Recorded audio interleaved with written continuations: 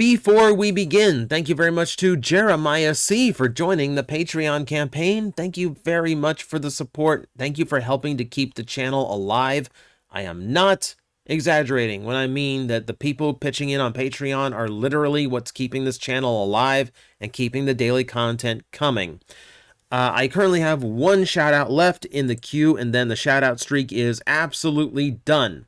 Now, I tell you that because you guys started the streak all on your own. You had fun preventing me from saying my normal intro and making me shout out weird stuff. So I mention it just in case you want the fun to continue. It doesn't have to. You guys are pitching in plenty. I do have goals and projects I will begin if we hit 4 digits on the Patreon campaign. But if we don't, it's all good, okay? It doesn't have to continue. You know, it's just a thing to continue if you want it to continue. But what does have to continue is the content grind, because the grind never stops grinding here on the YouTube channel of TJOmega.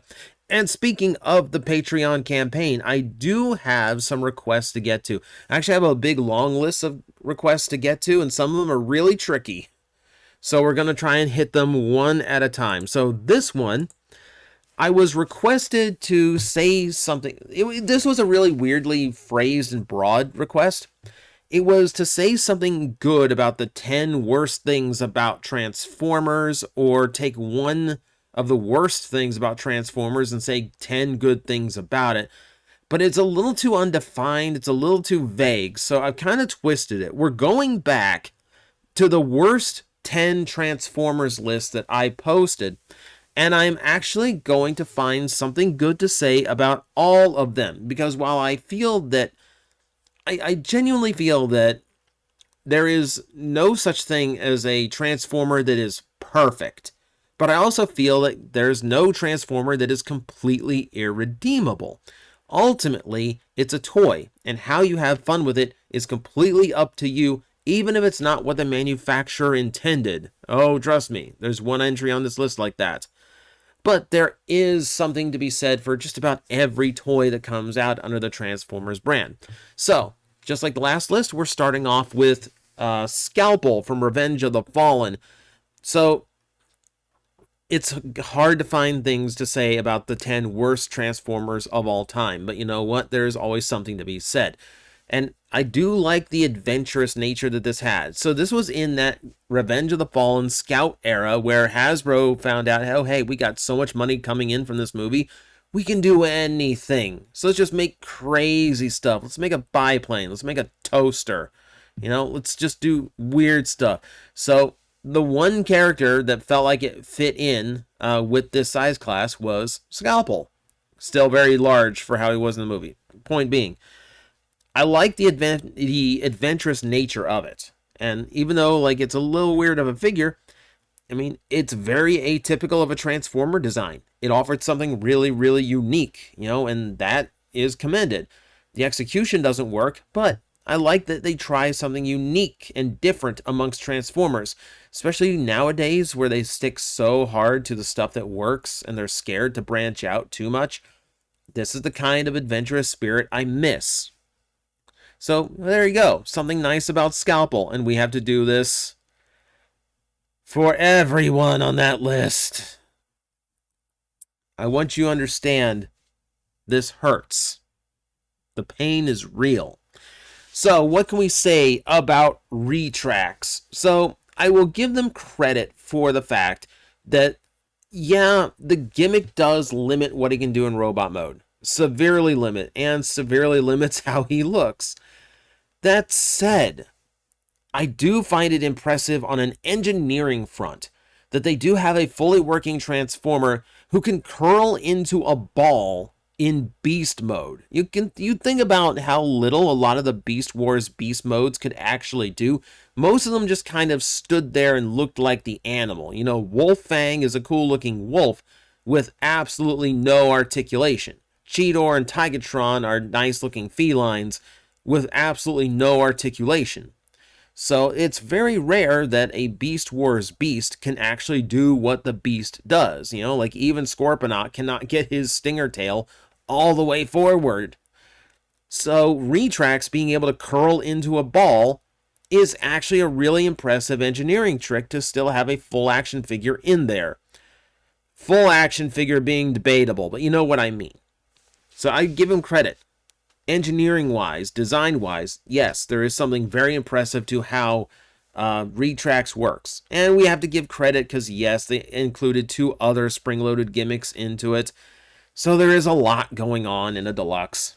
Okay, I have to get. I will at least admit that.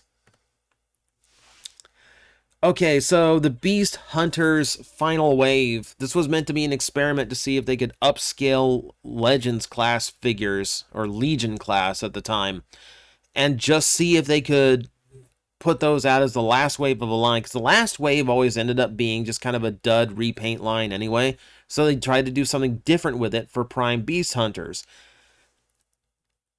Again, it's down to execution. If the paintwork was up to deluxe standards, I don't think I would have nearly as much of a problem with this toy, because the budget they saved doing this instead of a fully featured deluxe probably should have afforded them a lot more paint apps and probably would have looked a lot nicer. What is nice about it is that, yeah, sometimes simple is good. Simple and hand feels satisfying is good. You know, upscaling a smaller figure means big solid parts and a very simple quick transformation. I don't like spending 10 minutes just transforming a figure from one mode to another. It's frustrating, it's boring. It's why I avoid a lot of modern overcomplicated third-party items. Sometimes I just want to pick up a toy, shift some things around, and boom, there it is, a car. And that's kind of what this would provide. You know, the simplicity of a Legion class figure with the hand feel of a deluxe, which, you know, wouldn't be such a bad experience, you know, done properly. So, again, it's a concept that would have worked given a little bit more effort, but it's again, for a niche mood, for like, just like I need a fidget toy thing, this would have been fine. This would have been fine. So recall, I'm doing this in the same order I did the worst list, which means as we go further into the video, the harder the compliments are to find. That is troubling. It's going to make this more difficult as this goes on. Beast Machine Silverbolt, what is there good to say? Because the color scheme is terrible. The robot mode looks like a broken turkey. The beast mode looks like a broken turkey. And obviously he's way too small to fit in with anyone else in his figure range. Where I can give him credit is the quality of the sculpt. So it's hard to make out in the original color scheme. If you look at the Beast Wars, is it Beast Wars Returns? Because there's like Beast Wars Returns, Beast Wars Again, Beast Wars Reborn. They do a lot of this with Japanese names for Beast Wars lines. But in Beast Wars Returns, the Japanese version of Beast Machines, he's in far more color, you know, toy accurate or show accurate colors, and he does look considerably better. And it does bring out the fact that the sculpt actually comes a lot closer to how he looks in the show than most of the Maximal team. You know, given the right amount of paint level, you could probably make it look pretty freaking accurate, in the robot mode at least. It does come with the benefit of being a like a year 2 toy, because all the year 2 toys did a considerably better job at being accurate to what they were supposed to be based on. But that's still like kind of beside the point. The fact was, sculpting wise, this toy should have been fine. Engineering and color and all that, that's something else to be regarded. But the sculpt on the toy was at least admirable for the line that it came from. See, it can be done. It can be done. It's not so hard.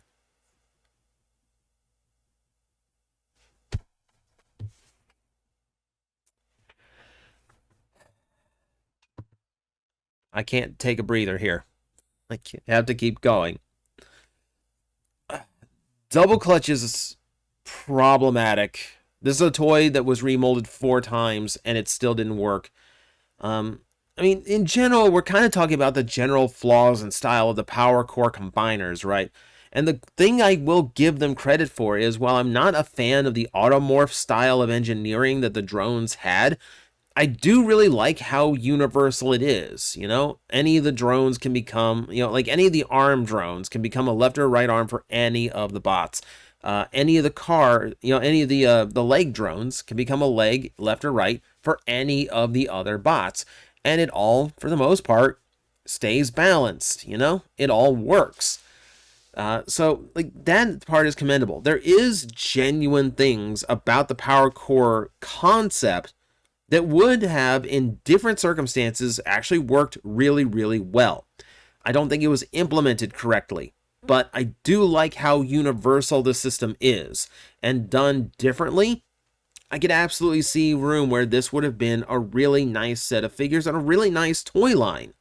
You know, things like that were doable. So on a concept level, Power Core Combiners was doing something right. It's the execution where it fell off. But concept-wise, I kind of like what they were going for. You know, and, you know, Double Clutch, yeah, he's messy.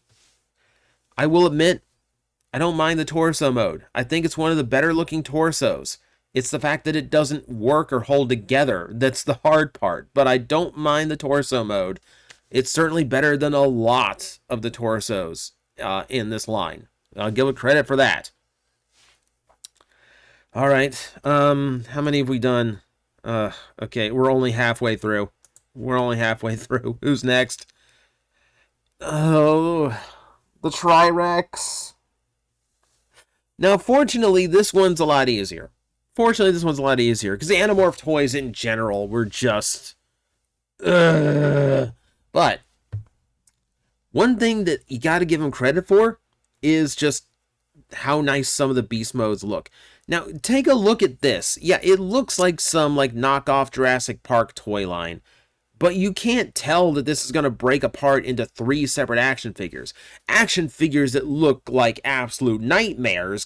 I'll give you credit for that. It looks like stuff out of Japanese J-horror, but the beast mode, the sculpt on it is really, really nice. The paintwork is really, really cool looking.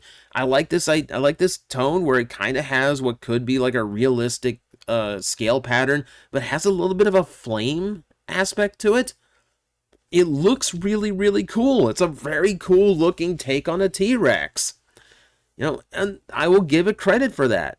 You know, and in some ways more like, keep in mind, this was a late 90s toy, so like T-Rex, we were still kind of working with how it actually looked. But this, as far as I know, is like a more realistic depiction than a lot of the attempts on T-Rexes in Transformers before it. Even more so than the Megatron. So again, there are good points. Leave it in T-Rex mode. The T-Rex mode is actually kind of awesome. Don't ever split it up.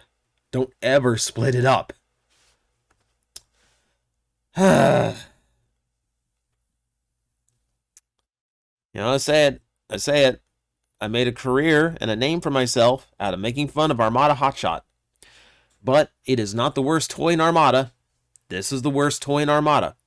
And this is the one where I was talking about. My buddy Bert at TFCon was walking around with one of these things, and he was just having his own fun with it. And you know what? Credit to him. He was having a blast with the toy. And that's what a toy is supposed to do. It's supposed to be fun. So if you can find your own fun with any bad toy, great. You're actually making a positive out of a negative. That's a great thing to do. In the case of Sideswipe, what I personally want out of a Transformer is not accomplished with him. I want a solid transformation with a low amount of kibble and unintrusive gimmick play. And he does none of that. But it's very easy to look at the flip side of that. And if you do enjoy gimmick toys, he does have a lot going on. He's got the flip out dragster mode, which is also a power punch gimmick in robot mode. You know, he has the arm raising gimmick for quick drawing his pistol. So he's got that going for him. And yes, the gimmick, I think I even admitted, was really, really nice. In a deluxe size toy, he can store a Minicon in the rear of the vehicle mode. Now, if the peg stays tight and the Minicon doesn't fly out when you do the flip, it is a really cool thing to like eject his Minicon partner from the rear. Minicon's not great, but you know, he sacrifices for the gimmick, but I will admit, it's a really nice looking gimmick. It makes the robot suffer, but it's a nice gimmick. And yes, if you're after gimmicks, for a deluxe toy, he's got a ton of them going on. He sacrifices in other areas for it, but if you just like the flippy tricks that a toy can do, he does a lot of them. So I will give him credit for that. Okay. Okay, how much harder can it get from here? There's days I wish I drank. It's just water. Revenge of the Fallen Demolisher. I still hate this toy.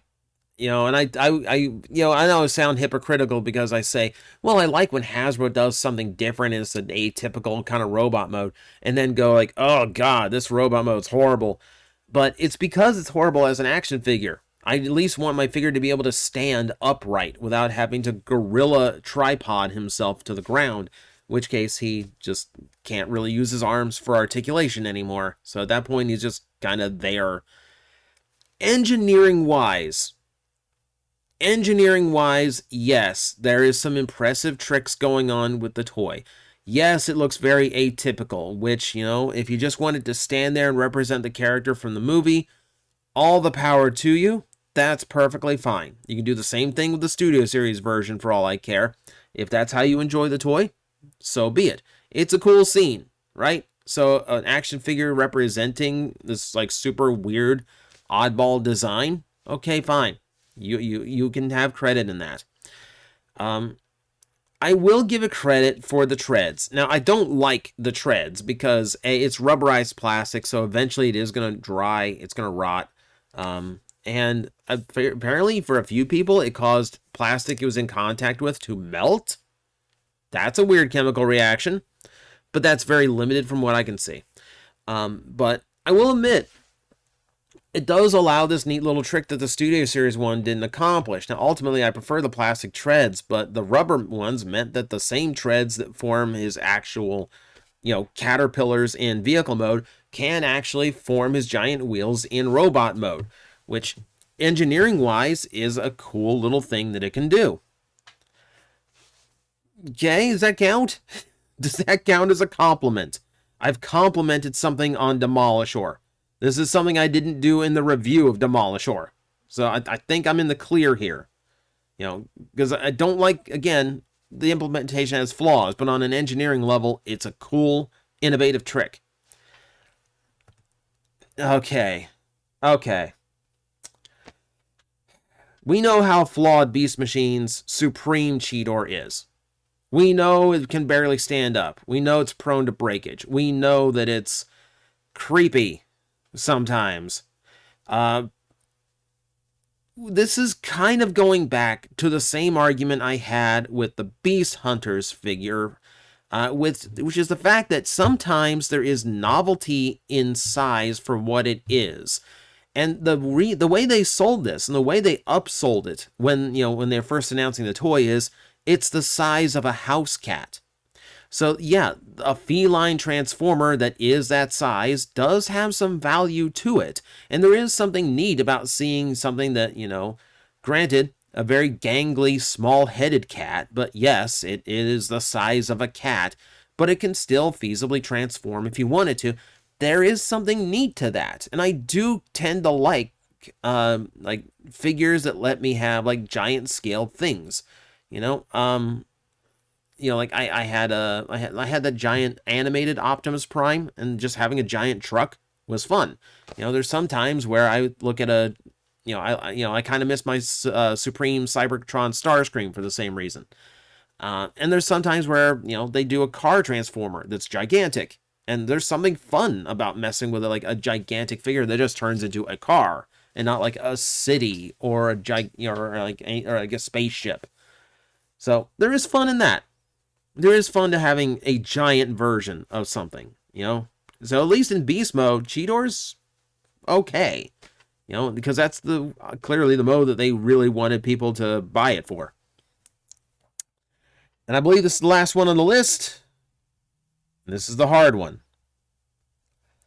What is there good to say about Titanium Megatron? Is there anything good to say about what I would call the worst Transformer in existence? To get to this point, we have really got to consider what this was. Transformers Titanium was not developed by Hasbro's main team, nor was it co-developed with Takara. This was the Micromasters team, leftovers from Galoob, that were tasked with actually creating a die-cast functioning Transformer. And to their credit, they got a lot closer than I would have if I was doing the exact same thing, because the engineering is extremely difficult to come up with on these things. You know, when you look at the war within Optimus Prime, yes, it is also a troubled figure, but they're at least had a visual goal in mind. The robot has to look like this, vehicle mode has to look like this. With the Megatron, they really were winging it. It's a completely original design.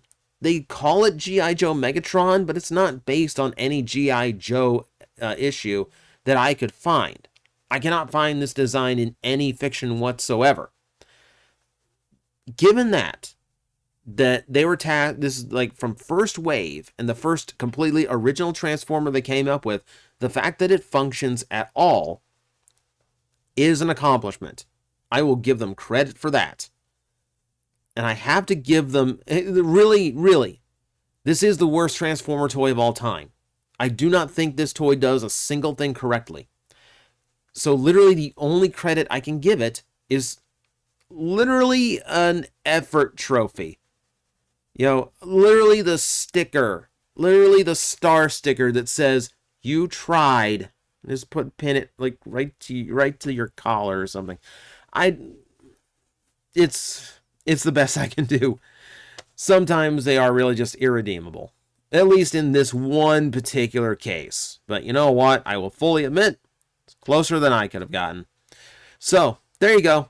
That's 10 good things about the 10 worst Transformers I have ever encountered. I hope that satisfied the request. And I hope that was amusing for you, because this hurts. I need to lie down after this. But thank you everyone for watching. Thank you everyone for the support. Remember, if you're not on the Patreon campaign, you can at least hit subscribe. I am doing a giveaway when we hit 50,000 subscribers, and it's going to be a big prize giveaway. So be sure to hit the button on your way out. Hit the bell if you want to see when the videos come up next. And as always, I will see you next time. We parlay with the captain. You think a werecroc is going to listen to elvish rules of piracy? Of course it would be the freaking elves that invented parlay. I had to think of a quick replacement for the French.